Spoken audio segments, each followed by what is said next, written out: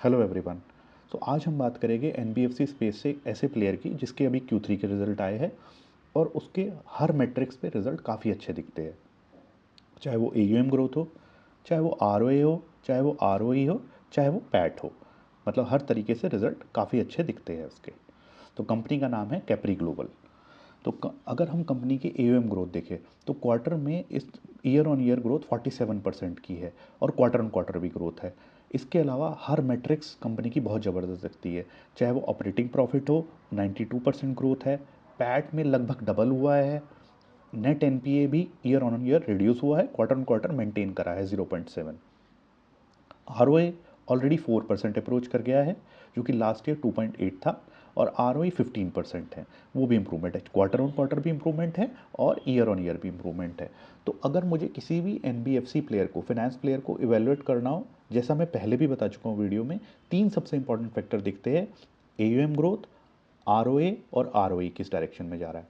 AUM growth 47%, ये इस quarter के नहीं है, ये पिछले कुछ लगातार क्वार्टर से 40% से ज़्यादा की ग्रोथ दिखा रहा है। ROA ये भी लगातार बढ़ता जा रहा है, ऑलरेडी 4% को अप्रोच कर चुके हैं।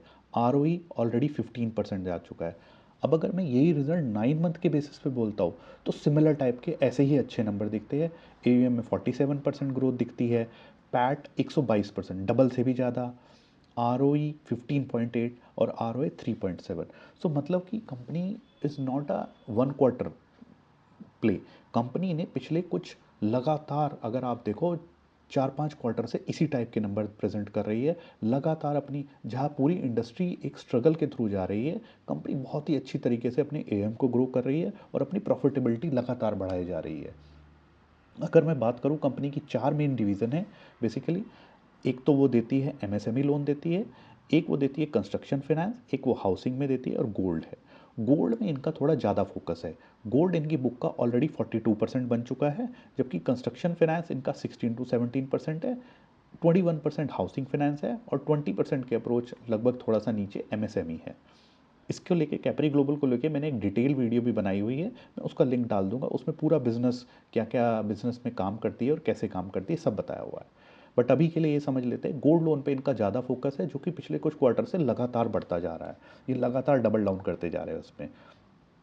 गोल्ड लोन बिजनेस में जो इनका एक एक जो पॉइंट निकल के आता है, वो इनकी प्रेजेंटेशन से वो ये निकल के आता है, इनका LTV थोड़ा हायर साइड पे है, 72%। देखिए, नॉर्मल एनवायरनमेंट में 72% is fine, with in the RBI regulation guidelines के तहत ही आता है ये। तो उससे कोई ज़्यादा नहीं कर रहे। RBI रेगुलेशन 75% है for certain amount of loan. तो 72% विद इन द गाइडलाइन है, बट थोड़ा सा ज़्यादा है क्योंकि कंसिडरिंग गोल्ड बहुत ही वॉलेटाइल चल रहा है आजकल। 20 to 30% का करेक्शन बहुत ही नॉर्मल है। पिछले कुछ दिनों में ही गोल्ड ने काफ़ी करेक्शन दिया है, 1-2 दिन में ही। तो इसको देखते हुए थोड़ा LTV थोड़ा हायर साइड पे है। अगर आप कंजर्वेटिव प्लेयर्स की बात करोगे, बाकी प्लेयर्स की, जैसे CSB बैंक, उनका 55 to 60% के लगभग रहता है। तो उसको देखते हुए थोड़ा सा एग्रेसिव लगता है इनका 72%। और ये ग्रोथ भी बहुत तेज़ी से कर रहे हैं इसको देखते हुए। अगर मैं बात करूँ, ब्रांचेस लगातार ये बढ़ाए जा रहे हैं। इस क्वार्टर में भी इन्होंने 107 न्यू ब्रांचेस बनाई। अब इतनी तेज़ी से ग्रो, 40% से ज़्यादा की ग्रोथ के लिए आपको ब्रांचेस चाहिए होगी। That is clearly reflected in the number. They have open 107 branches in Q3। Employee base भी इनका बढ़ रहा है। अगर मैं ईल्ड की बात करूँ, ये जो 4 इनकी मेन बिजनेस यूनिट्स है, MSME में इनका क्वार्टर ऑन क्वार्टर यील्ड बढ़ी है 16.4 से 16.8। हाउसिंग फाइनेंस में ऑलमोस्ट फ्लैट है, थोड़ी सी घटी है 13.3 से 13.2। कंस्ट्रक्शन फाइनेंस में बढ़ी है इनकी। बट मेन जो इनकी डिवीजन है गोल्ड लोन, जो इनकी सबसे बड़ी डिवीजन है 42%, उसमें इनकी यील्ड घटी है 18.6 से 17.8। अब इसका इम्पैक्ट इन्हें रिजल्ट पे क्या मिला, इनके निम पे प्रेशर आया। देखिए, यील्ड क्या होती है, आप किस लेवल पे लोन दे रहे हो, राइट, किस परसेंटेज पे लोन दे रहे हो। और कॉस्ट ऑफ फंड को, यील्ड में से अगर हम कॉस्ट ऑफ फंड निकाल देते हैं तो निम निकल के आता है, नेट इंटरेस्ट मार्जिन। तो ऑल दो इनका कॉस्ट ऑफ बोरोइंग इनकी कम हुई है क्वार्टर ऑन क्वार्टर, लेकिन इनका नेट इंटरेस्ट मार्जिन गिरा है, क्योंकि इनका गोल्ड लोन पे इनकी यील्ड घटी है, जिस रेट पे ये लोन दे रहे हैं। इसी कारण से इनके निम पे प्रेशर आया है और निम इनका क्वार्टर ऑन क्वार्टर 40 पॉइंट गिरा है, 9.5 से 9.1 आ गया है। क्रेडिट कॉस्ट भी इनकी क्वार्टर ऑन क्वार्टर घटी है। बट अगर मैं ओवरऑल रिजल्ट की बात करूँ, देखिए, थोड़े बहुत माइनर हिकअप्स तो सब में होते हैं, थोड़े बहुत माइनर चीज़ें यू कैन से कि आपको किसी भी चीज़ में दिख जाती है। लेकिन ओवरऑल देखो AUM 47% ग्रोथ है आपकी, ROA आप ऑलरेडी 4% टच कर गए, ROE 15% टच कर गए। तो बहुत ही ज़बरदस्त रिजल्ट। जो हिकअप्स मैं बोलूँगा, निम इनका घटा है और LTV थोड़ा गोल्ड लोन में थोड़ा सा ज़्यादा है, बट ओवरऑल बेसिस पे काफ़ी अच्छे रिजल्ट बोले जाएंगे। अगर मैं कंपनी के गाइडेंस की बात करता हूँ नेक्स्ट 2 ईयर्स और नेक्स्ट 5 ईयर्स की, नेक्स्ट 2 ईयर्स में भी कंपनी का गाइडेंस है कि AUM को FY28 तक ये लेके जाएंगे 55,000 करोड़। तो इसका मतलब कंपनी अगले 2 सालों में भी आराम से 30% से ज़्यादा की AUM ग्रोथ करने को गाइडेंस दे रही है। और ROA का इनका गाइडेंस 4 से 4.5% के लगभग है, और ROA का गाइडेंस 16 to 18%। तो इसका मतलब कंपनी जो है काफ़ी एफिशिएंट है और अब ग्रोथ को लेके काफ़ी श्योर है। और उस श्योरिटी का कारण ये है कि कंपनी गोल्ड लोन पे बहुत तेज़ी से डबल डाउन कर रही है।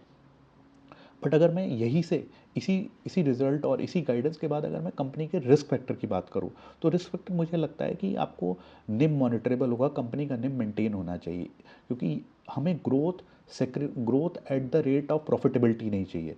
अब आपने यील्ड घटा के अगर आपने ग्रोथ दिखाई, that doesn't make too much sense. But हाँ, अभी कंट्रोल में है, बट निम इनका क्वार्टर ऑन क्वार्टर और घटना नहीं चाहिए आइडियली, अगर हम बात करें तो। दूसरा पार्ट है कि कई बार आप इतनी तेज़ी से ग्रोथ करते हो तो एग्जीक्यूशन रिस्क आपका रहता है, और size becomes your enemy, because आप इतने बड़े धीरे धीरे होते जा रहे हो। थोड़ी सी भी एग्जीक्यूशन में प्रॉब्लम आई तो आपको एक NPA में प्रॉब्लम आ सकती है, क्रेडिट कॉस्ट में प्रॉब्लम आ सकती है। तो एग्जीक्यूशन चैलेंजेस डेफिनेटली मॉनिटरेबल हो गए आपके। और तीसरा, कंस्ट्रक्शन फाइनेंस। देखिए, चाहे वो कितना भी आप कह दिए कि सिक्योर बिजनेस है, बट स्टिल रिस्क रहता है कंस्ट्रक्शन फाइनेंस में। तो ये 2-3 मुझे उसके रिस्क लगते हैं। अब अगर मैं बात करूँ वैल्यूएशन की कंपनी की, तो कंपनी इस समय 2.5 के वैल्यूएशन बैंड पे ट्रेड कर रही है। अब हिस्टोरिकली कंपनी को मीडियन अगर लास्ट 5 साल का देखूँ तो 5.2 का मिलता रहा है, और पीक पे तो 7-8 का प्राइस टू बुक मिला है। तो उस हिसाब से कंपनी के जो ग्रोथ वेक्टर्स है और जिस तरीके की रिजल्ट दिख रही है, तो कंपनी का रिस्क रिकॉर्ड काफ़ी फेवरेबल दिखता है। जिस तरीके से कंजम्पशन सेक्टर में हमने बात करी थी, मनोरमा एकदम पिक्चर परफेक्ट प्ले दिखता है, इस सेक्टर में NBFC में one of the better place दिखता है, जो कि 30% से ज़्यादा की AUM ग्रोथ दिखा रहा है।